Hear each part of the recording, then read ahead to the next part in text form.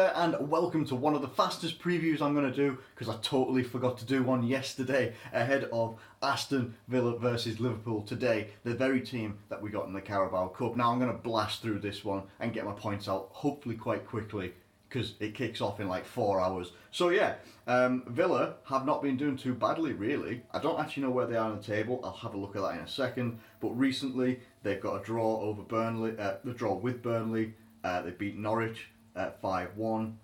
They beat Brighton 2-1. They lost 3-0 to Man City, and they knocked Wolves out of the Carabao Cup as well. So I think they're going to be a difficult team to come up against in the Carabao Cup and the Premier League as well. We're going to find out about them today.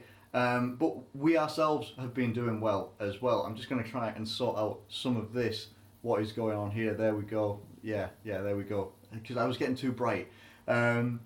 And we've been doing all right. We've not been doing too badly. Obviously, we had a very different team in the Carabao Cup this week against Arsenal.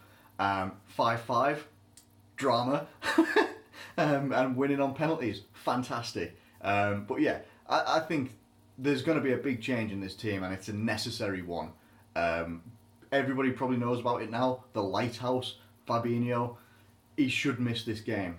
There's no point in risking him in this game. And I know he's a first name on the team sheet sort of player. He's one yellow card away from suspension. The next game we've got is Manchester City, and it's not worth taking the risk, in my opinion, when we've got other players that can come in and do very well. You know, we've got options in the likes of Oxlade-Chamberlain. I think Naby Keita could be fit.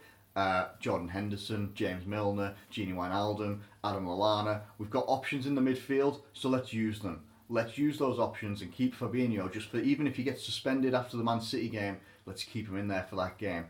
Otherwise, the rest of the team pretty much picks itself, in my opinion. I think Matip is definitely out, and I think he's going to go for a Lovren-Van Dijk partnership, which, you know, I can't really argue against it. Joe Gomez does not look like the defender he was before he got injured, and there's no other options. So we've got to go with Lovren. I mean, you could drop Fabinho into defence, but we're not playing him in this game, in my opinion, anyway.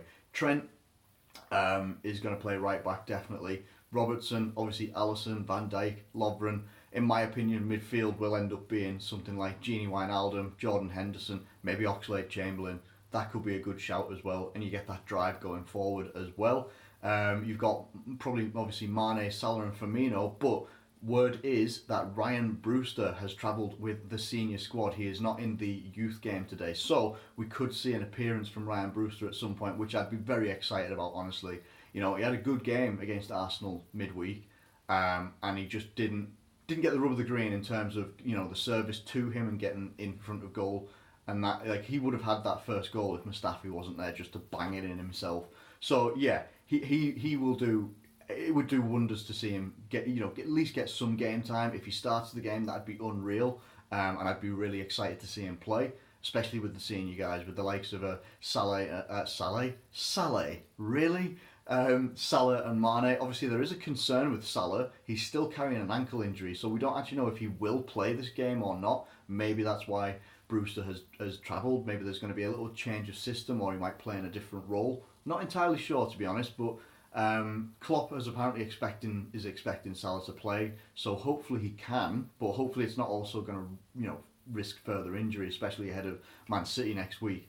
So in terms of a result and stuff like that as well, Villa seem to play pretty decent football from what I've seen. I've not seen a great deal, but I did see Villa play Everton a fair few weeks ago, and they won 2-0, I think it was, and they played very well. They seem to play a little bit on the counter. This is from what I've seen. I might be completely wrong as well, but they seem to cause people problems. That Man City game, even though it was 3-0 to Man City, it wasn't all Man City's way all the way through. So I think they're going to take it to the big dogs. They're definitely going to take it to us as well, and we've just got to make sure that we actually try and maintain the midfield, try and win the midfield battles as best as we can.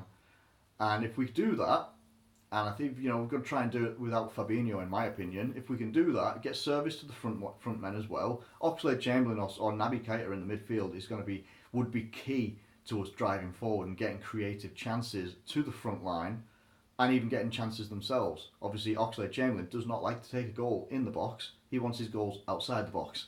So I'm a fan of that all day long. Screamers, yes please.